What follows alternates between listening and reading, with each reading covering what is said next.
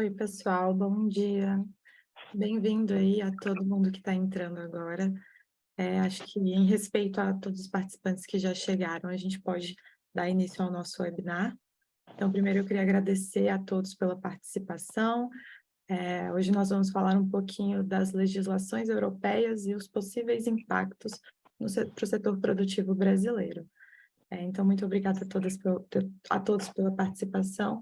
E eu queria começar introduzindo aqui, apresentando os nossos convidados. Hoje aqui conosco nós temos o deputado federal Carlos Gomes. Ele hoje atua como coordenador da Frente de Sustentabilidade da Frencomex, que é a Frente Parlamentar de Comércio Internacional e Investimento. Deputado Carlos Gomes, bem-vindo aqui ao nosso webinar. Obrigado, Giovanni. Muito obrigado. Conosco nós também temos o embaixador da União Europeia no Brasil, o senhor Inácio Ibanez. É um prazer muito grande tê-lo aqui conosco, é uma honra para nós. E seja muito bem-vindo aqui ao nosso webinar. Muito obrigado, Giovanni. Um grande prazer estar com todos vocês. Nós também temos aqui o nosso sócio fundador, Welber Barral, que também vai fazer uma pequena exposição aí sobre a legislação para nós. Bom dia a todos, bom dia, embaixador Ibanez, bom dia, deputado Carlos Gomes, um prazer revê-los. Obrigado, Giovana. Pessoal, só para explicar como vai funcionar o webinar, nós vamos ter essa apresentação aí dos três expositores, e depois nós vamos ter um momento de perguntas e respostas, tá bom? Ao final da apresentação dos nossos três convidados. Então, quem quiser fazer perguntas, né, direcionadas aí ao embaixador ou ao Barral, fiquem à vontade para levantar a mão ou colocar a pergunta diretamente no chat ao final do webinar, tá bom? Eu acho que sem mais delongas a gente pode começar, e aí eu já passo a palavra para o deputado Carlos Gomes. Primeiro quero agradecer o convite, parabenizar a ti, Giovanni, pela articulação, cumprimentar os participantes, né, desta webinar, o Leandro Barcelo, também o Barral, sócio fundador BMJ, e o nosso embaixador Inácio Ibanez, da delegação da União Europeia. Quero também agradecer o convite do nosso deputado presidente da frente, que não se encontra aqui, nosso Josias da Vitória, que me convidou para fazer parte dessa frente e coordenar, ser coordenador da sustentabilidade dessa frente. Quero dizer que me sinto honrado e com muita responsabilidade de estar à frente desse setor, que para mim é muito caro, da sustentabilidade. Eu, que sou oriundo da reciclagem, sou um ex-catador de lixo, nasci no lixo, nos monturos, e ali vi a oportunidade do quanto nós podemos melhorar as nossas práticas e, a partir dessas práticas, as nossas relações pessoais e também institucional. Aí entra a relação de que nós estamos falando Brasil e União Europeia. Dentro da minha apresentação, eu vou lendo aqui, porque eu não sei se será projetada, Giovanni, então eu vou lendo aqui, a minha apresentação, tá? Falar um pouquinho sobre os temas de comércio internacional, articulação com outros órgãos da administração pública, organismos nacionais e internacionais. Fomentar o ambiente de negócios menos burocrático aqui no nosso Brasil, que nós sabemos o quanto empreender, gerar negócio no Brasil é burocrático, precisamos melhorar, reduzir a burocracia, e isso será um trabalho dessa frente. Atuar em proposições sobre negociações de acordos comerciais e de promoção de investimento, ampliar o debate sobre políticas públicas de PLs que envolvam temas sobre comércio internacional e investimentos. Também, de que maneira a frente, né, essa frente ela irá atuar? Com o objetivo de alcançar, através desses objetivos, acompanhamento, promoção, aperfeiçoamento, apoio, organização e consolidação.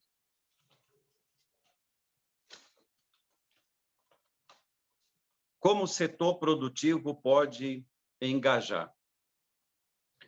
A Secretaria Executiva da FEMCOMEX é feita através do IBCI. Dessa forma, o setor produtivo pode associar-se ao IBCI. O IBCI oferece trabalhos transversais, como monitoramento de temas de comércio, inteligência, organização de eventos, como audiências públicas e tantos outros que possa ser promovido. Por meio do IBCI, é possível pautar temas de interesse da indústria no legislativo.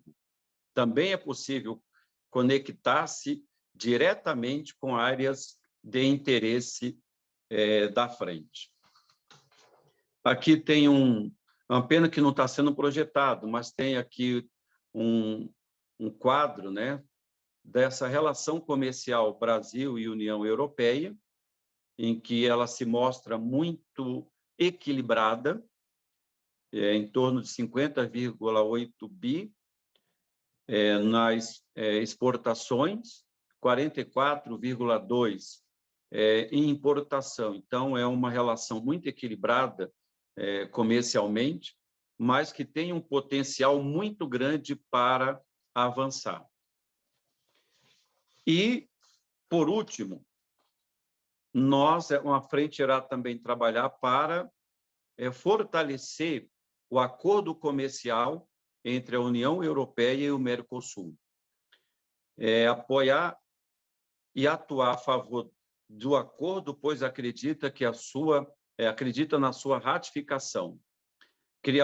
Criará oportunidade de comércio, ou seja, o que nós acreditamos, que a frente acredita, que esse acordo comercial poderá propiciar e proporcionar, né? Criando oportunidade de comércio, fomentará investimentos no Brasil, harmonizará regras internacionais, impulsionará o desenvolvimento tecnológico e incrementará o comércio internacional entre os blocos.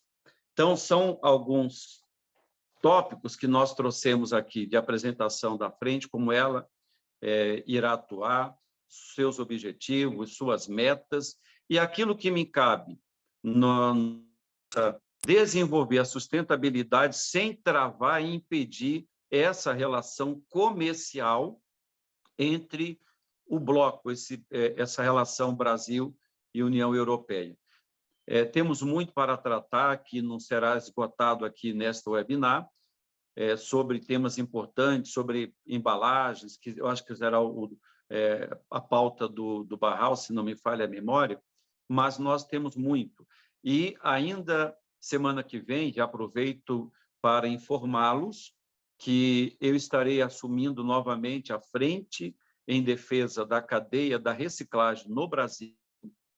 Todos já estão convidados e receberão um convite formal no dia 11, às 17 horas, porque é um tema que é comum a todo mundo, a todo o planeta. Nós precisamos ter cuidado em gerenciar todos os resíduos que nós produzimos a partir dos nossos consumos, a fim de que esses resíduos possam voltar para a cadeia produtiva dentro de uma economia circular.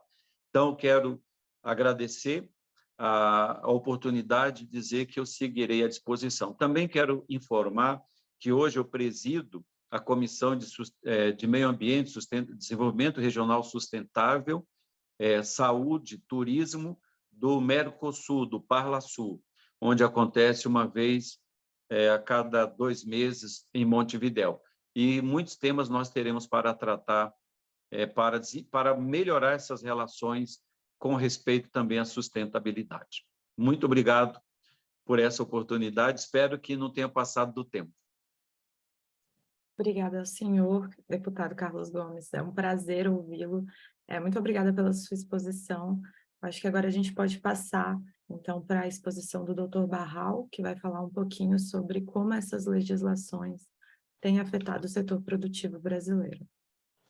Bom, muito obrigado, Giovana. Obrigado Parabéns, deputado, pelo trabalho. Tem uma pauta muito interessante, uma pauta que, com certeza, vai contar com o nosso apoio, tanto no que se refere à Frente Parlamentar do Comércio Exterior e Investimentos, a FRECOMEX, mas também na pauta de sustentabilidade e de reciclagem. Essa é uma pauta fundamental que tem a ver, inclusive, com alguns dos temas que nós vamos mencionar aqui. Nós temos uma apresentação, se puder colocar por gentileza, Giovana, nós temos uma apresentação um pouco listando quais são algumas legislações em implementação na União Europeia que podem ter um impacto relevante para o comércio exterior brasileiro. Todos nós sabemos da difícil negociação entre Mercosul e União Europeia, onde uma negociação já longa que teve passos importantes nos últimos anos. O embaixador Ibáñez tem sido um personagem fundamental para o avanço real dessa negociação.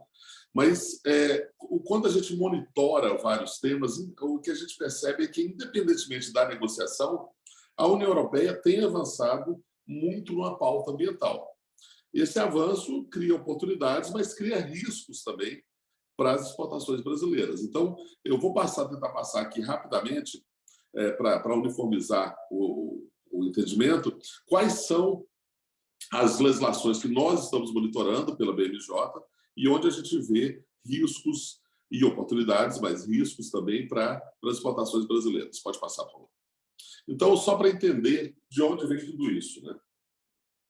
A União Europeia entrou num grande acordo sobre a economia verde, chamado Green Deal, e a ideia é que haja uma transição energética para uma economia mais produtiva, verde e ecológica. Então, o Green Deal foi criado em 2019 e ele envolve uma série de propostas da Comissão Europeia para normas que afetam a produção dentro da União Europeia, mas que têm desdobramentos também no comércio exterior.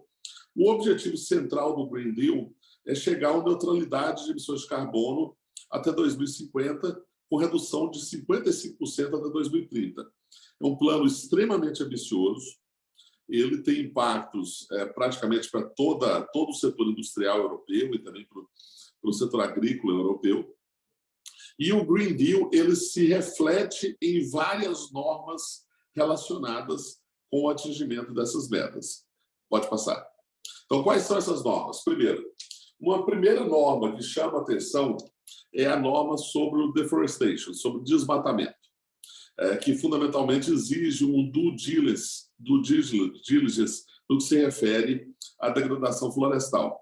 Então, fundamentalmente, essa norma ela prevê proibir a entrada de produtos que venham de área de desmatamento e começa afetando alguns produtos que são importantes para a exportação brasileira. É o caso da borracha, cacau, café, carne bovina, madeira, óleo de palma, que o Brasil, na verdade, importa, mas o resto, incluindo a soja, o Brasil exporta. Na legislação do deforestation, nós temos primeiro a discussão do que é floresta, né? Então, que é definido como localidades com árvores de mais de 5 metros. E aí exclui algumas áreas de savanas, Pantanal e outros biomas. A data limite para definir essa região de desmatamento seria 31 de dezembro de 2020. E, para isso, vão ser utilizados mecanismos de localização do satélite e de áreas sujeitas a desmatamento. Há uma expectativa de que haja uma publicação no Diário Oficial no primeiro semestre de 2023, com efeitos práticos 18 meses após essa publicação. Então, aqui já chama a nossa atenção a questão desses produtos aí que terão que fazer um due diligence para demonstrarem que não advêm de áreas de desmatamento que possam ser exportadas para a União Europeia. Próximo, por favor. Ainda nisso, os países foram classificados em baixo, médio ou alto risco, né? Então, países de baixo risco são as importações que não vão precisar passar por avaliação e mitigação de risco, de risco médio, que seria o risco standard, que seriam colocados inicialmente, e risco alto, onde terão maiores obrigações de mitigar riscos para identificar desmatamento. Então, a legislação está sendo especificada e nós vamos ver como isso vai se aplicar sobre o território brasileiro, principalmente sobre a Amazônia. Próximo. Essa análise de risco e due diligence, ela vai tem um procedimento dentro da União Europeia. Então, vai envolver a análise de risco país. A partir daí, se for baixo o risco, vai haver um due diligence simplificado. E a partir daí pode haver aprovação e análise aduaneira. Se for um país de risco moderado ou alto, aí nós vamos ter um due diligence mais completo, em 3 etapas. E aí, claro, isso vai implicar custos, mas vai implicar principalmente a atenção desses setores produtivos do Brasil para que possa haver, não possa acontecer o que está em vermelho, né, que é a proibição da importação. Então, esse vai ser uma tarefa que boa parte dos exportadores brasileiros já está atrasada. É bom lembrar na tentativa de mensurar esse nível de risco e de risco para cumprimento dessas regras da União Europeia. Próximo. Então, falando dos exportadores brasileiros, é bom lembrar que com essa data de corte, o desmatamento, mesmo que seja legal, de acordo com as exceções previstas na lei brasileira, ele acabará sendo proibido pela União Europeia. Aí se pressupõe o que se chama race to the top. A ideia é de que vai haver uma replicação desses padrões em outros mercados, outros parceiros comerciais da União Europeia. Essa é uma obrigação clara da norma aprovada, de que esses padrões europeus vão se estender a outros acordos comerciais. Então, as exportações brasileiras podem ser afetadas em outros acordos comerciais. A princípio, a obrigação é do operador europeu, mas é inevitável que os exportadores vão ter que cooperar e estar preparados para prover as informações necessárias. E tem uma questão interessante, é que existem já alguns certificados de produção sustentável, mas não há clareza se alguns princípios, como é o caso do CAR, do Brasil, ou da moratória da soja, podem ser utilizados para demonstrar essa origem do produto. Então, esse é um tema que nós estamos acompanhando com muito cuidado e levando em conta quais podem ser as implicações setoriais, principalmente para cada setor produtivo brasileiro. Próximo. Andando mais rápido, uma outra norma que nós temos acompanhado com muita atenção na União Europeia é o chamado Mecanismo de Ajuste de Carbono na Fronteira, o CBAM. Fundamentalmente, a lógica aí é que a União Europeia vai cobrar, da mesma forma que vai cobrar dos seus produtores locais, ela vai cobrar também de empresas estrangeiras o carbono emitido na produção. Então, e a forma de mitigar isso vai ser através da compra de certificados de carbono, os famosos créditos de carbono. Há uma expectativa de que agora, em abril, o texto final seja votado pelo Parlamento Europeu. Pode passar, Joana. E aí, a lógica é essa. Você tem um exportador fora da União Europeia, ele vai ter que ter um certificado CBAM para mitigar essa emissão de carbono. O comprador terá que fazer uma declaração anual com relação ao cumprimento dessas regras. E o CBAM ele não é aplicável aos fornecedores intrabloco, porque intrabloco eles terão os mecanismos de mercado de carbono da própria União Europeia. Então, a lógica aí é que alguns setores que inicialmente vão ser afetados têm que se preocupar imediatamente sobre o cumprimento dessas regras. Próximo. E aí, quais são esses setores? Inicialmente, vai começar com alumínio, cimento, fertilizantes, eletricidade, ferro e aço e hidrogênio. A preocupação aí, imediatamente do Brasil, é o setor de aço e o setor de alumínio. E aí vai haver um projeto piloto, agora em 2023, 2025, onde não haverá obrigatoriedade de compra de certificados, mas as empresas terão que fazer relatórios trimestrais sobre as suas emissões diretas e indiretas. E aí, a partir de 2026, ele entra em vigor completamente, inclusive com a expectativa de que se estenda a outros setores, já que os europeus também vão cobrar isso dos seus produtores internos. Então, esse também é um novo mecanismo. Há discussões ainda sobre o formato, há discussões sobre os parâmetros, há discussões sobre a compatibilidade com as regras da OMC, mas a grande verdade é que esses setores são grandes emissores, têm que atentar, inclusive, para essa questão sobre a mensuração de emissões. Próximo, por favor. Uma outra norma que é interessante, que também nós temos monitorado, é uma diretiva da União Europeia com relação ao uso, reuso e reciclagem de embalagens e produtos para a União Europeia. Afeta muito o setor de papel, celulose, plásticos.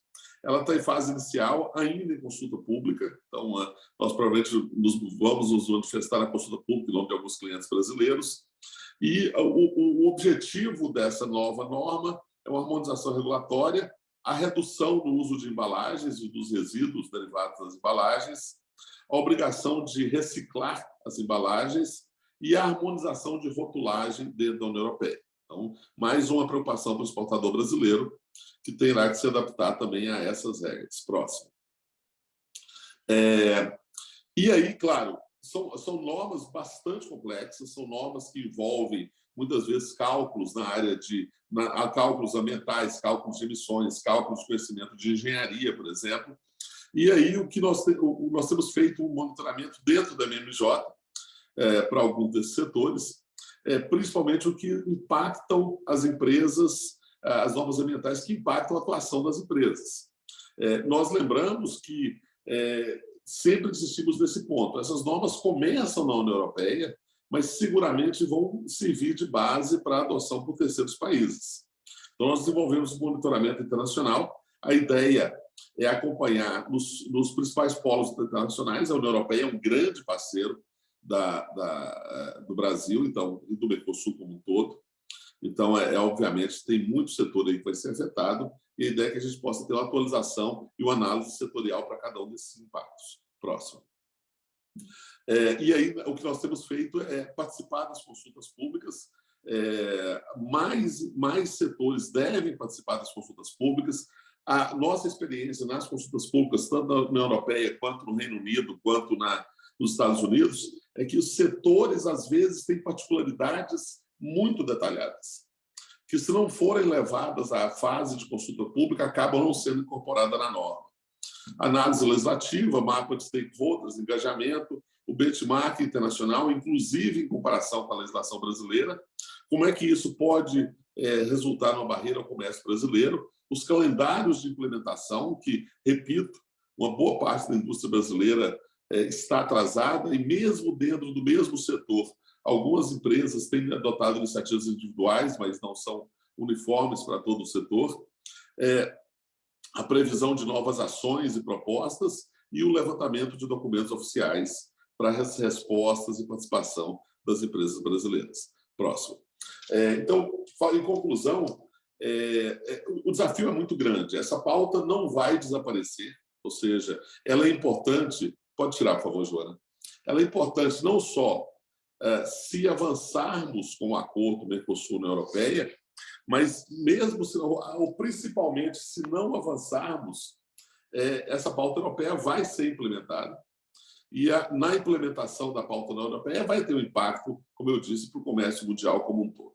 Então, mais que tudo uma advertência para a indústria brasileira com relação à relevância dos temas de desmatamento, de emissões ambientais, de reciclagem para os próximos anos, que serão cobrados de todos nós. Giovana, muito obrigado. Obrigada, Barral. Então, pessoal, depois dessa exposição aí do Barral sobre como essas legislações podem afetar o setor produtivo brasileiro, agora a gente passa a palavra para o embaixador Inácio Banhes, para que ele possa comentar um pouquinho sobre como vai funcionar esse processo na União Europeia, a importância dessas regulações, não só para a União Europeia, mas para a sustentabilidade no mundo como um todo. Embaixador, a palavra é sua.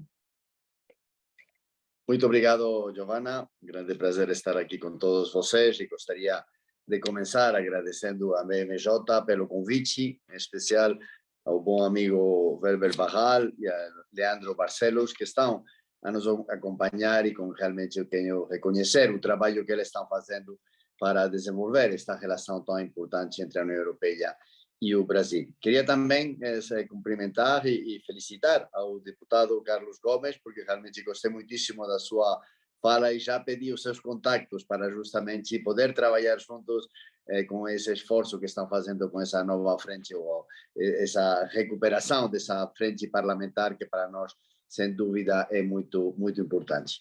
É uma excelente oportunidade para falar sobre as novas iniciativas da União Europeia.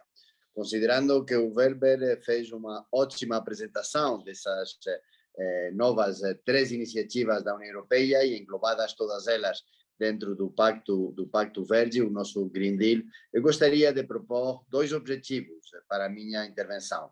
Em primeiro lugar, trazer total clareza sobre a legítima aspiração à sustentabilidade, que inspira cada dessas novas iniciativas políticas.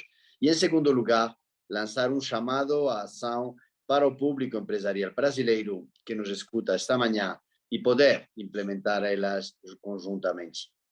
Estas novas iniciativas estão guiadas por uma única bússola, o Pacto Ecológico Europeu. Como todos devem saber, o Pacto Ecológico, adotado em 2019, é a nossa estratégia de crescimento, o nosso plano para alinhar a Europa com os Objetivos de Desenvolvimento Sustentável e o Acordo de Paris. Com o Pacto Ecológico, queremos garantir que a União Europeia alcance a neutralidade climática até 2050. As implicações dessa decisão para muitas políticas da União Europeia são enormes e vão além das políticas clássicas de clima e energia. Aborda áreas como economia circular, biodiversidade, alimentação, mobilidade, entre outras, a fim de reduzir todas as fontes de emissões diretas e indiretas. Além disso, reduzir a pressão geral da economia europeia sobre o nosso meio ambiente. Nesse contexto, nos próximos minutos, gostaria de fazer umas breves referências às 3 iniciativas que estão sendo discutidas neste evento. Para falar sobre o mecanismo de ajuste de carbono na fronteira, mais conhecido como CBAM, precisamos primeiro falar sobre a experiência que a União Europeia tem em mercados de carbono. A União Europeia, em 2005, criou o primeiro grande mercado mundial do carbono. A nossa experiência nos últimos 17 anos demonstrou que o comércio de licenças de emissão constitui um mecanismo extremamente eficiente na redução das emissões, sendo possível, além disso, utilizar as receitas geradas para apoiar a transição para uma produção mais limpa e para incentivar a inovação. O mercado europeu de carbono já não é o único. O número de regimes de comércio de licenças de emissão está em expansão em várias economias. Existem já sistemas nacionais ou subnacionais em funcionamento, ou de Coreia do Sul, na Suíça e nos Estados Unidos. A expansão de mercados de carbono permite conectar o nosso mercado a outros sistemas compatíveis. No entanto, algumas outras jurisdições ainda têm pouco ou nenhum mecanismo de fixação do preço do carbono em vigor. A falta de harmonização global cria um risco de fuga de carbono que pode levar à transferência da produção de países com elevada ambição de redução das emissões, como a União Europeia, para outros países com ambições mais baixas.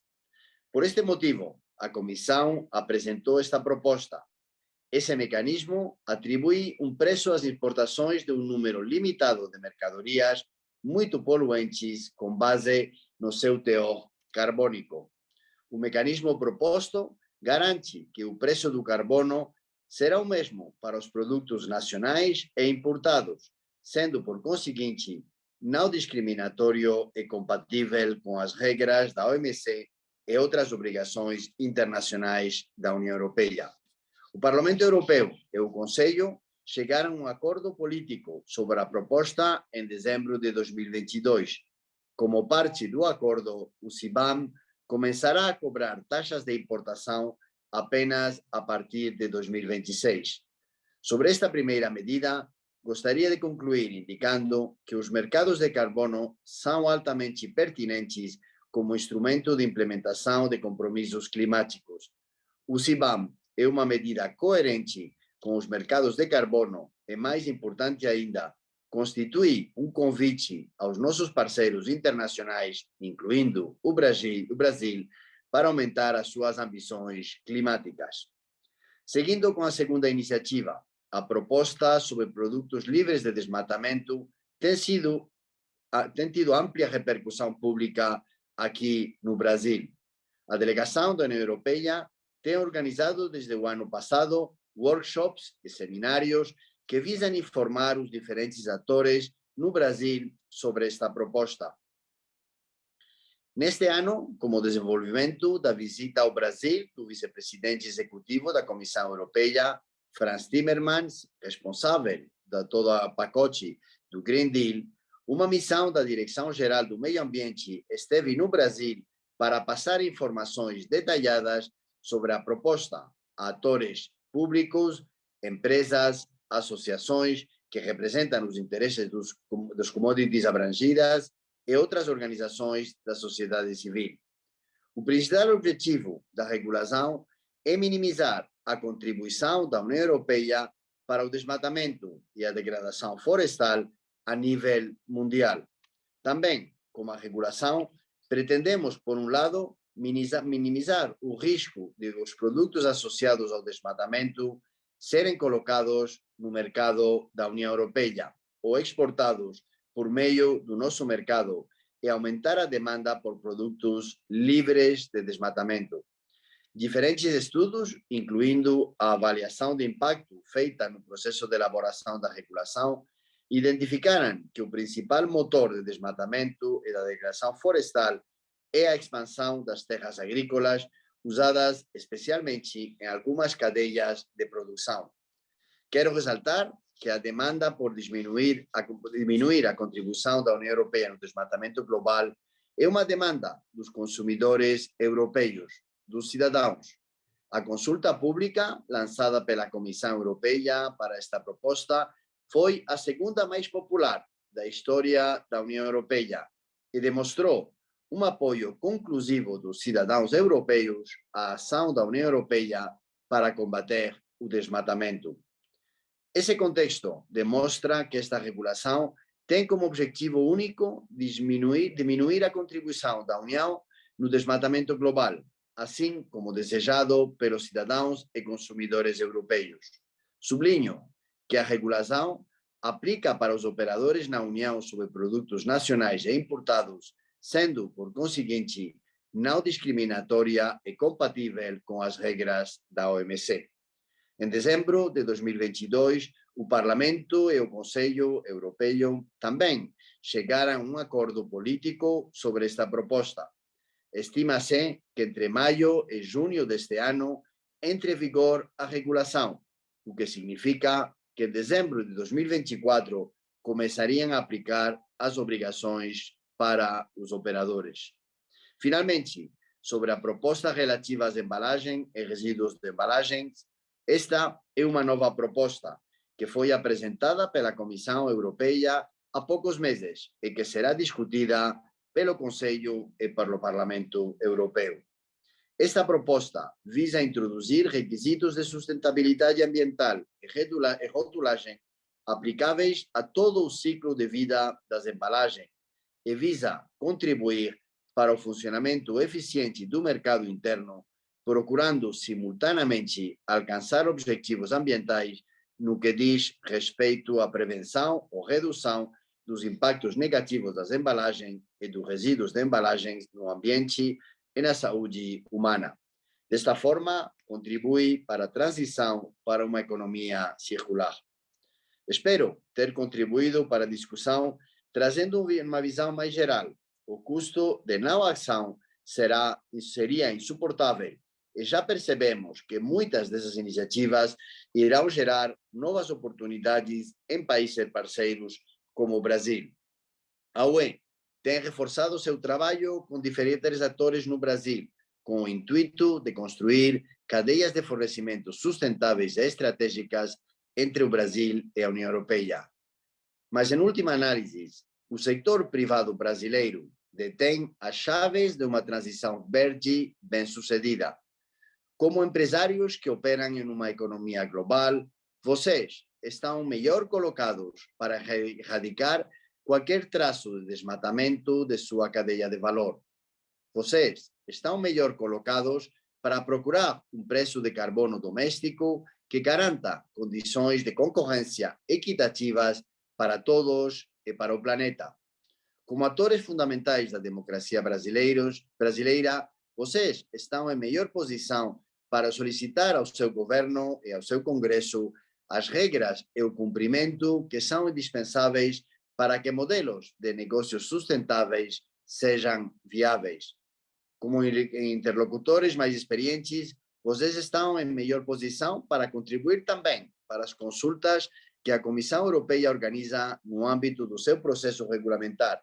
Por exemplo, a consulta Have Your Say tem a sua palavra sobre a concepção ecológica de produtos sustentáveis, uma consulta aberta até o 12 de maio. Por último, gostaria de sinalizar que o nosso comissário europeu para o meio ambiente, Virginijus Sinkevičius, estará novamente no Brasil na primeira semana de maio, em Brasília e no Rio de Janeiro. Na sua agenda terá os temas meioambientais, os temas de economia circular. Ele já está ansioso para continuar esta discussão construtiva com o governo brasileiro, mas também com o empresariado e a sociedade civil brasileiros. Muito obrigado e fico à sua disposição para o turno de perguntas. Muito obrigada, embaixador, pela exposição riquíssima aí para nós. Realmente, sem dúvidas, essas medidas são muito importantes, não só para a União Europeia, mas para a gente começar a dialogar sobre a sustentabilidade num patamar mais amplo, né? Então, pessoal, agora a gente vai passar um pouquinho para uma breve sessão de perguntas e respostas, né? Nós já temos algumas perguntas no chat. Por favor, fiquem à vontade para levantar a mão ou deixar a pergunta no chat. A gente vai ter uns 15 minutinhos aí para conversar e fazer essas perguntas. Então, eu já vou começar com a primeira, que foi colocada aqui no chat, que foi direcionada ao embaixador. Embaixador, a primeira pergunta, ela fala sobre a consulta pública de ambição de meta climática da União Europeia para 2040. Existe uma dúvida sobre essa consulta, se ela vai conversar um pouco com todas as metas que já foram acordadas ali no European Green Deal, e se vai ter uma nova meta de descarbonização, por exemplo, né? Se o senhor puder comentar um pouquinho sobre essa consulta, né, para a ambição da meta climática até 2040, por favor.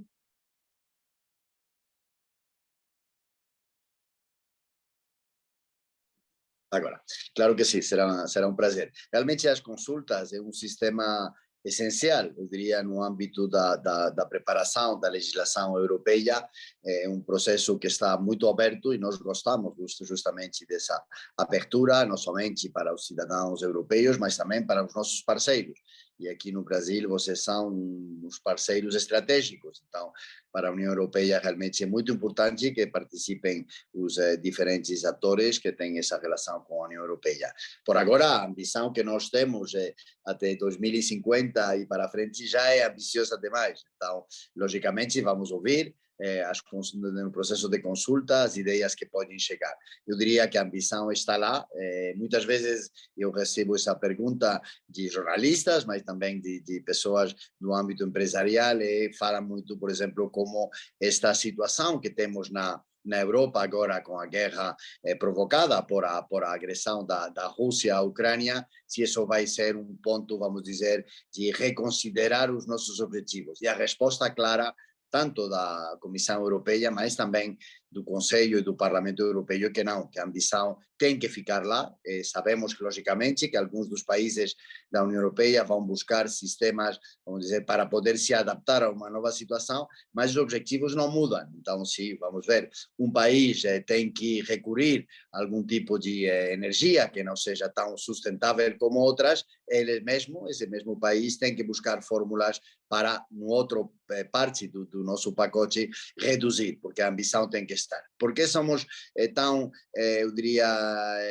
ligados a essa ambição? Porque pensamos que realmente o desafio que a União Europeia, mas o mundo no seu conjunto tem para frente, é realmente um desafio de existência. Se nós não somos capazes de fazer realmente uma modificação, uma transformação radical do nosso modo de viver, do nosso modo de produzir, do nosso modo de nos movimentar de um lugar a outro, realmente o que está em risco é o planeta. Então temos que fazer, vamos fazer a parte do nosso contrato, vamos cumprir os objetivos que realmente foram marcados no Acordo de Paris, vamos ser ambiciosos e junto a isso, para nós também é muito importante, somos bem cientes que sozinhos não podemos, temos que contar com os nossos parceiros, então estas questões de clima, de meio ambiente são centrais no nosso relacionamento. Se você mira as visitas que tivemos desde o início deste ano aqui no Brasil, primeiro tivemos a visita do nosso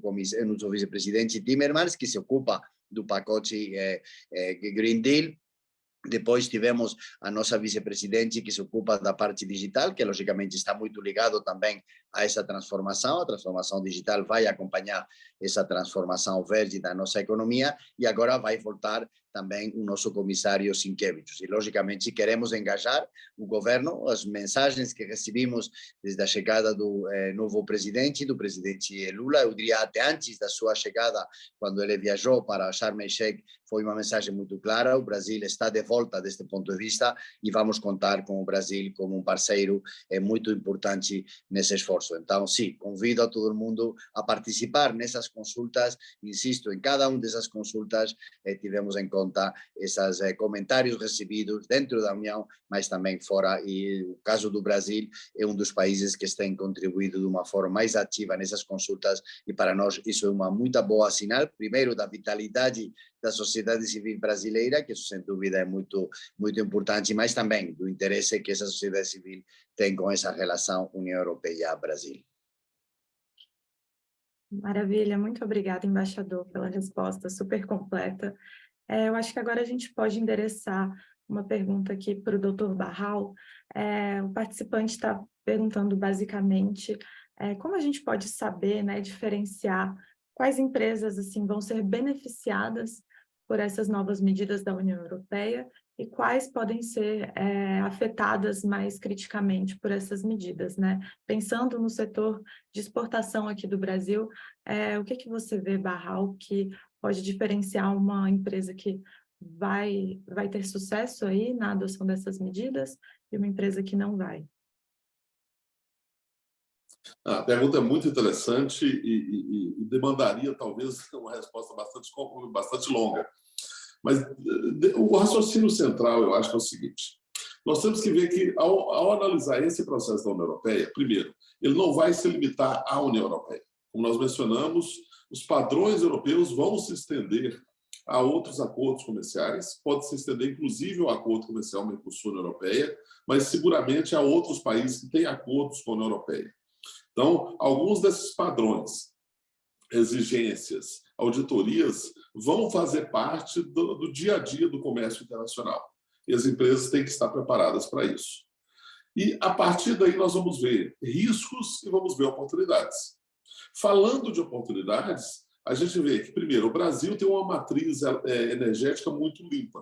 O Brasil é um dos países do mundo que tem uma matriz energética muito limpa, não só por conta de hidrelétricas, mas por conta também do grande crescimento de energia solar, que hoje é a segunda fonte de geração no Brasil, e de eólicas. E ainda tem um potencial muito grande na área de biomassa, na área de novas energias. Eu estava numa reunião agora de manhã sobre a discussão, por exemplo, sobre novas energias para o setor aeronáutico, onde o Brasil pode ser um player muito importante. Então, há oportunidades nisso. Há oportunidades na nova fase do hidrogênio, já existem investimentos sendo realizados no Brasil, inclusive destinados a fornecer hidrogênio e amônia para a União Europeia. Então, aí você já tem também novas fontes de exportação para empresas brasileiras que vão estar nessa nova fase da transição energética. Eu vejo aí um enorme potencial para novos negócios no Brasil. com várias questões a serem enfrentadas ainda. Esse ano nós vamos ter ainda que aprovar o marco legal do hidrogênio, vamos ter o marco legal do mercado de carbono no Brasil, tem uma proposta de lei sobre novas descarbonização. Então, tem muita coisa onde o Brasil precisa ainda fazer seu trabalho de casa, e o papel do Congresso é fundamental nisso, e atualizar a legislação brasileira para criar incentivos para a transição energética no Brasil. Então, aí nós temos muitas oportunidades. Da mesma forma como a questão do mercado de carbono pode ser uma oportunidade grande e futura para o Brasil. Quais são os riscos? Eu dividirei em dois tipos de riscos. O primeiro vão ser as exigências para todo mundo. E aí vão ser as exigências de cálculo de emissões, de dimensionamento de emissões, de diminuição das emissões, de um plano de redução de emissões para cada empresa no médio e longo prazo. E longo prazo não é tão longo assim. Longo prazo, você está falando de 2050. Então, esse é um risco geral para todas as empresas que não se adaptarem, vão ter dificuldade, não só na União Europeia, vão ter dificuldade no Brasil, inclusive, para continuar operando no mercado brasileiro. Esse é um ponto. O segundo ponto são aquelas indústrias mais tradicionais, que são grandes emissoras. E aí nós temos o setor de aço, o setor de alumínio, no caso do Brasil. E aí, no caso de outros países, o Brasil não exporta carvão, nem outros grandes, nem cimento para a União Europeia, mas esses setores de outros países que exportam para a União Europeia vão ser bastante afetados. Então, nós temos os que são os grandes emissores, que têm uma tarefa mais rápida e prazos mais curtos de implementação de medidas, vão ser afetados. E nós temos algumas cadeias no Brasil que seguramente estão sendo vigiadas pelo impacto que provocam.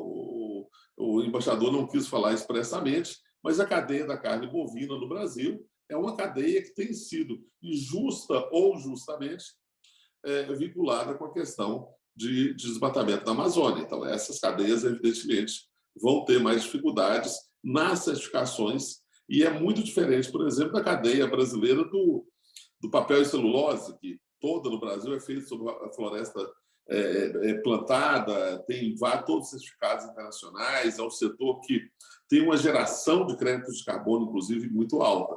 Então, tem vários setores do Brasil que precisam ser avaliados, mas a mensagem final independentemente da União Europeia, todas as empresas precisam começar, mesmo que no exporte para a União Europeia, ela precisa pensar que, para ela ser competitiva no mercado brasileiro, ou no mercado do Mercosul, em algum momento ela vai ter que pensar no cumprimento de regras ambientais.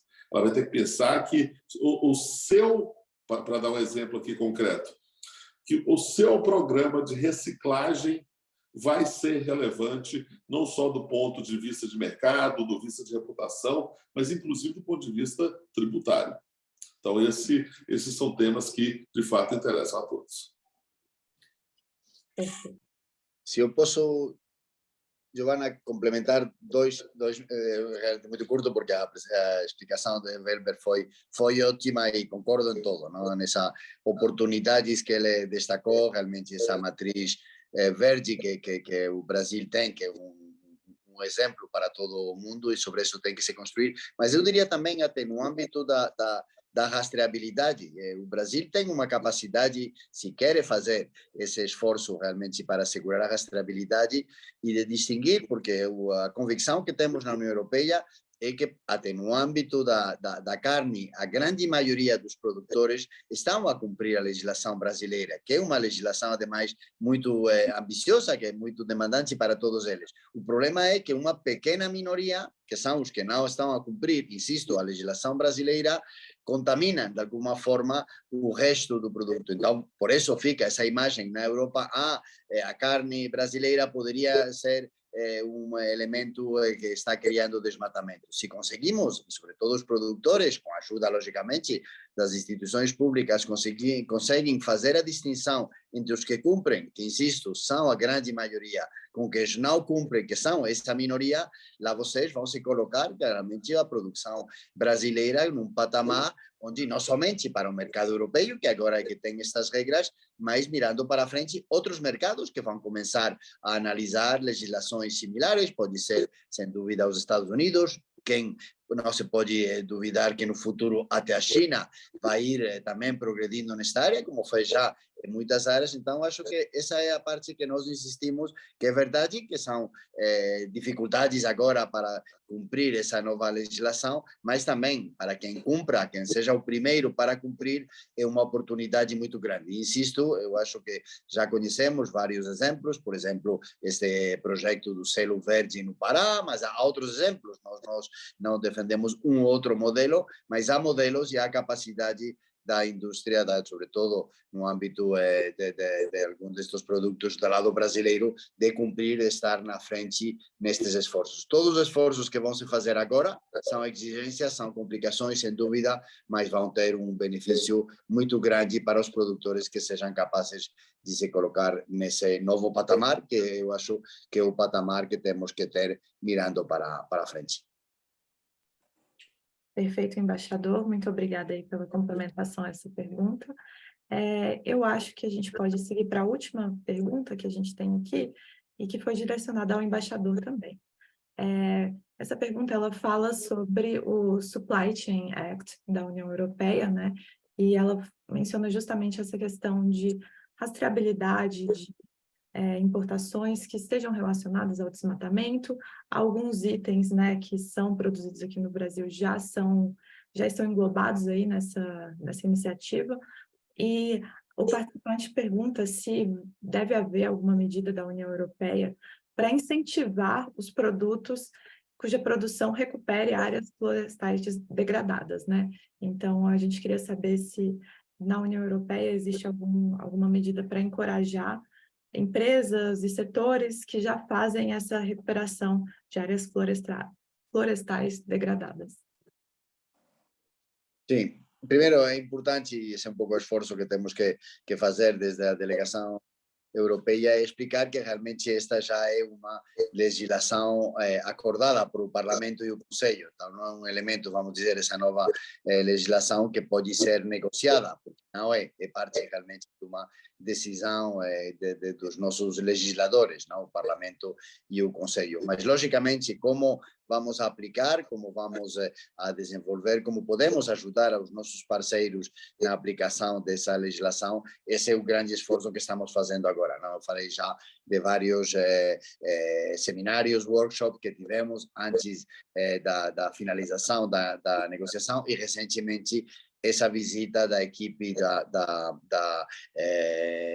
organizado por a nossa equipe de meio ambiente, que chegaram expertos realmente para se sentar. E foi muito útil, eu acho que eles conseguiram explicar melhor o que está dentro da nossa norma, mas também eles compreenderam a realidade brasileira e estão, logicamente, vamos continuar a fazer. Para nós, a legislação não é somente do ponto de vista que também é delimitar a entrada, é sobretudo promover atividades sustentáveis. E desse ponto de vista, sim, não somente por a aplicação da própria legislação, mas também por parte dos nossos programas. A União Europeia tem programas de cooperação, alguns deles são de caráter regional, outros são bilaterais, aqui aplicados para o Brasil, e queremos desenvolver. Temos vários dos nossos programas que vão justamente nessa direção, buscar exemplos que podem ser positivos, não? Realmente para poder buscar atividades sustentáveis e ajudar a esses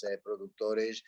Por exemplo, fazemos com temas de produção dos povos indígenas, que logicamente têm efeitos sobre o meio ambiente muito positivos, mas que têm dificuldades para colocar os seus produtos nos mercados, porque logicamente competem com produtos de fora, não? Que têm uma condição mais empresarial, vamos dizer. Então, estamos ajudando esse ponto de vista, e aí aos colegas, aos empresários que estão com ideias concretas, que não deixem de se aproximar a nós, a delegação da União Europeia, e podemos mirar caso a caso atividades que vão realmente ser. Insisto, porque eu também no meu trabalho, logicamente, é sobretudo promover a imagem da Europa aqui no Brasil, mas eu também tenho como responsabilidade, junto à Embaixada Brasileira em Bruxelas, também de explicar bem na Europa as coisas que estão sendo bem feitas. E muitas vezes eu tenho que reconhecer que não fico bem satisfeito quando somente as notícias ruins chegam sobre o Brasil, porque aqui no Brasil vocês têm muitíssimos bons exemplos de atividade sustentável.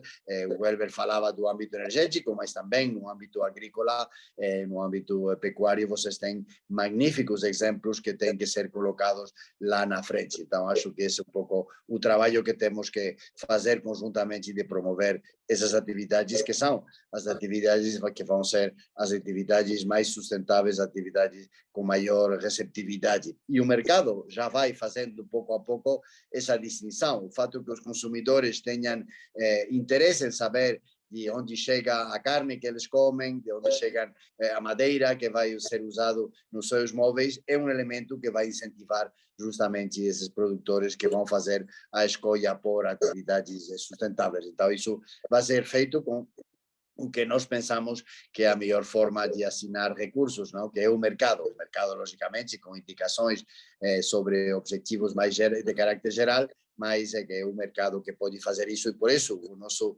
chamada muito forte às empresas europeias, empresas brasileiras, para elas nos ajudar neste esforço de transformação. Sem elas, não vamos poder fazer essa transformação. Elas são, sem dúvida, estão no centro desses esforços e por isso queremos contar com elas.